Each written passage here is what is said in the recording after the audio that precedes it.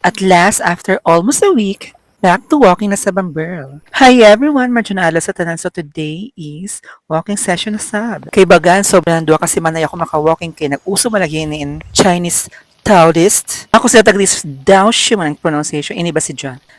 Tag-research na ako daw siya man ang pagka-pronounce. My God, try na ako sa grabe kasi makahuyas bisan 3 minutes pa.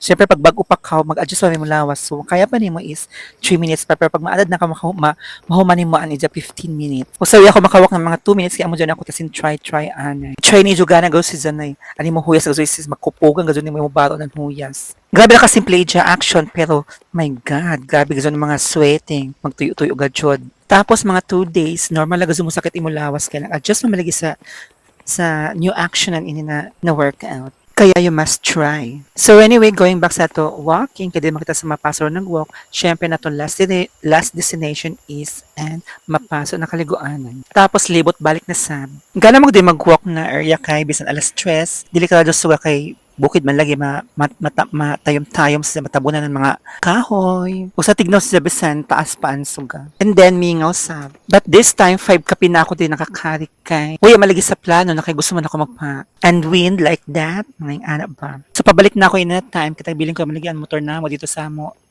place. Kaya may mukwan din may amo diri area. So, pagkabot na ako di, uy, nakadumdum mamadza ako na. Magulay mabasa kami sila ng kaso nang wala kasab ko ng tangyad kay since gabi diri kadabon ang mga tangyad kuhaan gaso ini kay pwede ni mga matay kay lain labi ning tangyad pag magpaydabo kadugay mamatay ra si Diyan. So mo dyan nang ka sa likod na namo so amo kani panggulay yung kadipin sa pwede hinugon kay tsaka sa mahinog. Pag mahinog siya is 80% ang hinog kaya ang mga ulo nakapamuyos tapos ang makaon is 10% akan. So, gulayin to kaya nga pwede kita maunhan ng uwak or ng uyod. So, mag-update ako dyan another vlog ng pagluto ng gulay na nangka. So, that's it for today's ganap. Di na ako naman. Thank you for watching. See you on my next video. Bye-bye!